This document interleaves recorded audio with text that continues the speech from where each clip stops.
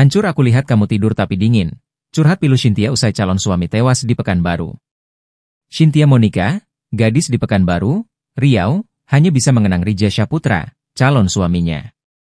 Rija meninggal dunia sehari jelang pernikahan mereka karena kecelakaan tunggal. Ia harusnya menikah pada Jumat, 4 Oktober 2024, lalu. Keduanya bahkan sudah merencanakan acara resepsi di hari Sabtu, 5 Oktober 2024, dilansir dari Tribun Pekanbaru. Cynthia Monica kini hanya bisa meratapi kepergian Rija yang sejatinya akan jadi pendamping hidupnya. Selain itu, Cynthia mengaku akan merindukan sosok Rija. Cynthia mengaku sempat gengsi mengutarakan rasa cintanya pada Rija, namun perlahan ia tersadar saat sang pujaan hati selalu ada untuknya. Terakhir, Cynthia mengaku sangat terpukul hingga terus menangis ditinggalkan sosok Rija selamanya. Melalui unggahan Instagramnya, Cynthia Monica hanya bisa mengenang kembali isi chat terakhir bersama Rija Syaputra.